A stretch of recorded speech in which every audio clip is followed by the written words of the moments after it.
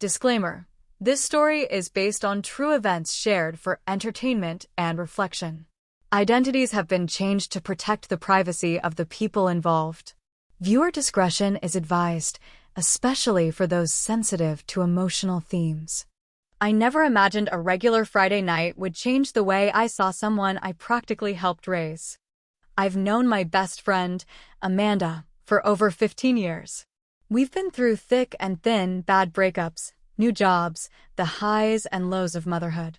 Her son, Ethan, was just a toddler when I met him.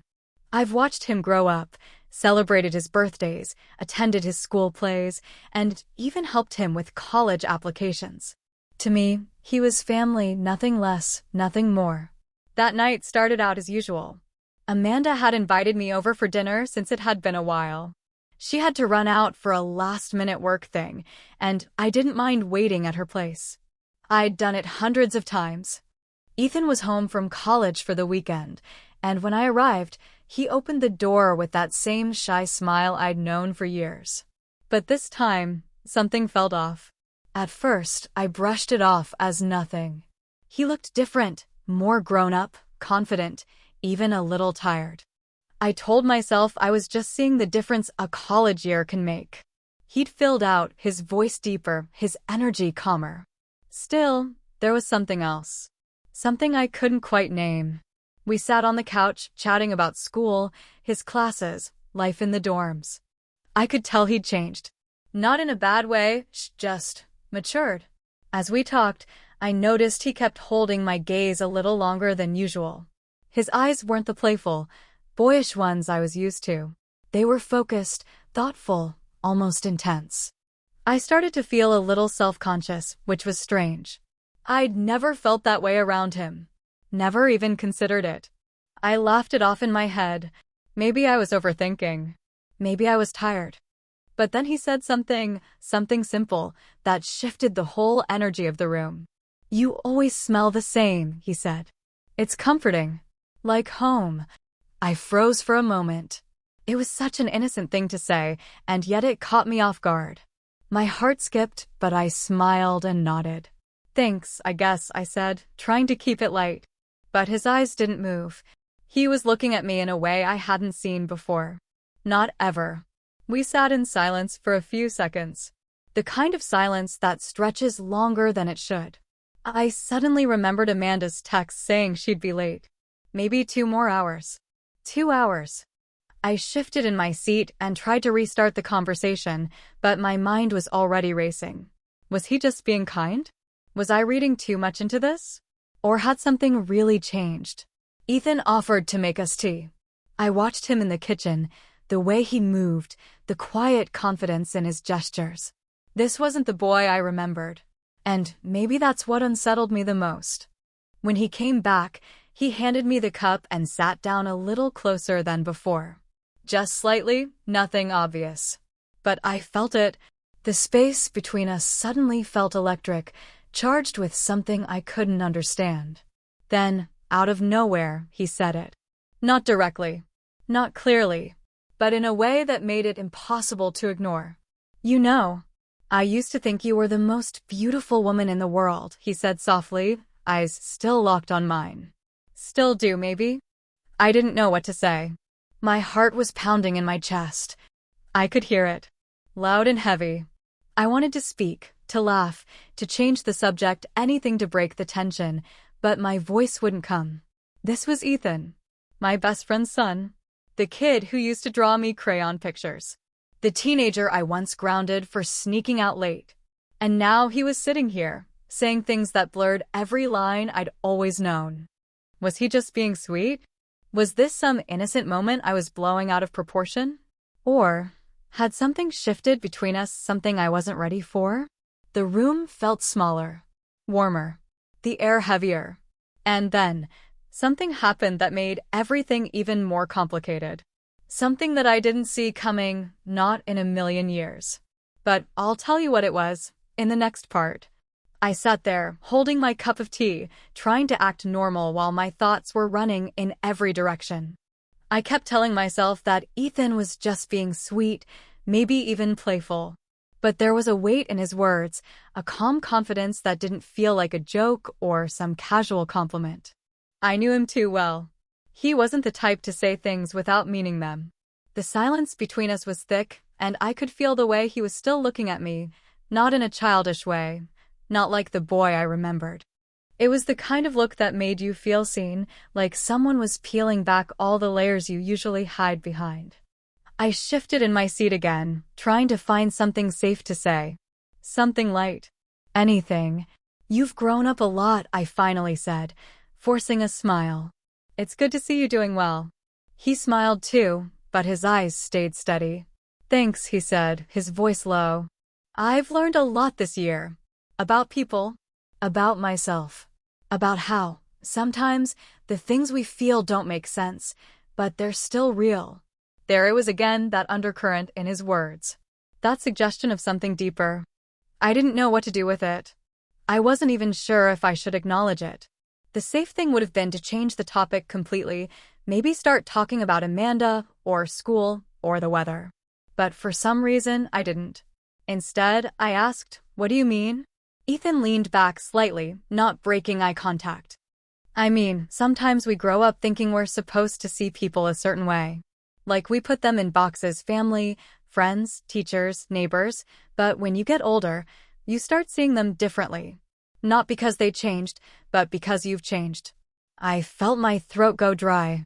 I was suddenly aware of everything: the quiet hum of the refrigerator, the faint ticking of the wall clock, the way my heart was thudding in my chest. Ethan, I began, but I didn't know where I was going with it. I know it sounds strange, he interrupted gently, and I don't want to make you uncomfortable. That's not what I'm trying to do. I think you should know that you've always meant a lot to me. More than I ever said out loud. I sat there in stunned silence. Part of me wanted to remind him that I was his mom's best friend. That we had boundaries, that there were lines we couldn't cross. But another part of me, a quieter, more curious part, didn't want to say anything at all. Because deep down, something in me was reacting. Not just to his words, but to the moment. To the way he was speaking. To the weight in his voice. It wasn't just flattery. It wasn't infatuation. It felt like something more complicated. Something real. My mind kept going back to Amanda. She had always trusted me with Ethan. When she was working late or had to travel, I was the one she called. She even used to joke that I was Ethan's second mom. But now, this didn't feel maternal. This felt like something else entirely. I didn't know if Ethan understood the weight of what he was saying, or if he truly meant for me to feel what I was feeling. Maybe he was just trying to be honest about something that had been growing in silence for years. Maybe this was something he'd held onto, a feeling that only recently found the words to be said. And maybe, part of me wasn't ready to hear it. I looked away, finally breaking eye contact. My hands were slightly trembling as I placed the cup down on the table. Ethan, this is a lot, I said quietly. You've surprised me. He nodded. I know. I've wanted to say something for a long time. But I didn't think you'd take me seriously. I didn't think you'd see me the way I see you. That sentence hit me like a wave. It was the kind of thing you don't forget. The kind of thing that lingers. I glanced at the door, hoping Amanda would walk in right then, bringing with her some sense of normalcy, some reason to hit pause on this conversation. But the door didn't open. The house stayed quiet. Outside, the sky had started to darken. The city lights were beginning to glow. And inside, I was sitting in a moment I couldn't escape, one filled with tension, questions, and a strange sense of familiarity I couldn't fully explain. Was this just a one-time moment of honesty for him? Or was it the beginning of something neither of us had prepared for? I didn't have an answer. I wasn't even sure what I was feeling anymore. But I knew one thing. Nothing between us would ever feel the same again. I didn't sleep well that night. After I left Amanda's house, my mind wouldn't stop spinning. I replayed every second of that conversation with Ethan, his tone, the way he looked at me, the calmness in his voice. It wasn't just what he said, it was how he said it. He didn't seem confused or impulsive. If anything, he seemed sure. And that scared me more than anything. I told myself over and over that he was young. That maybe college had given him a sense of independence and boldness, and this was just some temporary phase. But deep down, I knew it wasn't that simple. There was history here. Shared moments. Quiet afternoons. A closeness that had grown naturally over the years, just never in this direction. For the next few days, I tried to act like nothing had happened. I didn't tell Amanda. I couldn't. It would have felt like betrayal, even though I hadn't done anything wrong. And yet, hiding it made me feel even worse. She kept texting, asking why I seemed distant if something was bothering me. I made excuses. I said work was overwhelming, that I was just tired. But in truth, I was trying to figure out how I felt, and more importantly, what I was going to do about it. Then, 3 days later, I ran into Ethan again. It wasn't planned. I was walking through a local bookstore, looking for something to distract me, when I heard someone say my name behind me. I turned around, and there he was, standing just a few feet away, holding a coffee cup and wearing the same calm expression he had that night. I could feel my pulse quicken. He smiled gently. "Hey, didn't expect to see you here." I nodded, forcing a polite smile. "Yeah, me neither." There was an awkward pause, the kind that fills every corner of the space. And then he spoke again. "I've been thinking a lot about what I said," he admitted. "And I just want to be clear, I wasn't trying to make things weird between us. I just needed to be honest. I wanted to respond, to say something rational and mature, but I could barely think straight. The truth was, part of me respected his honesty, but another part of me was terrified of where this could lead. "You did make things complicated, Ethan," I said softly. "But I don't blame you. I just don't know what you expect me to do with it." He looked down for a moment, as if weighing his words. "I don't expect anything. I just don't want to pretend I don't see you differently now. And maybe I have for a while." That admission shook me, because somewhere in the back of my mind, I started to wonder if I'd seen the shift too, but chose to ignore it. Later that evening, when I got home, I stood in front of the mirror for a long time. I didn't recognize myself. Not because of how I looked, but because of how I felt. Conflicted. Caught between loyalty and emotion. I had spent years being a friend, a mentor, a constant in his life. But now I was being pulled into something blurry, something that felt both wrong and unexpectedly honest. The more I tried to push it away, the more it stayed with me. I started remembering little moments, the way Ethan used to listen when I spoke, how he always noticed when I changed my hair, the thoughtful texts he'd send even when he was away at school. Things I never questioned. Things I assumed were just part of his kind personality. But maybe they meant something else to him. And now I had to face a truth I didn't want to face. I had feelings too. Not loud, overwhelming ones, but quiet, persistent ones that I couldn't explain away anymore. Meanwhile, Amanda had no idea. She was planning a small get-together that weekend, inviting a few old friends. Ethan would be there. She even joked, "You'll finally get to catch up with him properly. He's been asking about you." That line hit me in the chest, because everything was about to get a lot more complicated. And I had no idea how long I could keep the secret, or if I even should. The night of the get-together came faster than I expected. I stood in front of my closet for over an hour, not knowing what to wear, not knowing how to act. It wasn't a date, but it didn't feel casual either. I kept telling myself it was just a friendly gathering. Amanda's home, some familiar faces, food, music. But underneath all of that, I knew I was walking into something far more complicated. When I arrived, Amanda greeted me with her usual warmth, pulling me into a hug and dragging me toward the kitchen, where the snacks were already laid out. Everything felt normal on the surface, and for a moment, I let myself relax. But then I saw him. Ethan. He was across the room, standing near the window with a drink in his hand, casually talking to someone, but the second he noticed me, his expression shifted. Subtle, but unmistakable. His eyes stayed on me just a second too long, and suddenly I was back in that quiet moment from days ago, the words, the look, the silence that hung between us. As the night went on, I tried to avoid being alone with him. I busied myself helping Amanda, chatting with the other guests, laughing at stories that I barely heard. But every time I looked up, Ethan was somewhere nearby. Not in an obvious way, he wasn't hovering, but he was always just close enough. It was like there was an invisible thread pulling us together, no matter how hard I tried to break away. Eventually, Amanda stepped outside to take a phone call, and before I could follow her, Ethan appeared beside me. His voice was soft, careful. "Can we talk? Just for a minute." I hesitated, looking around the room, hoping for an excuse to escape. But I nodded. He led me down the hallway, away from the noise, and into the quiet of Amanda's study. As soon as the door clicked shut, the silence was deafening. "I've been patient," he said. "I didn't push. But I need to know, are you feeling this too?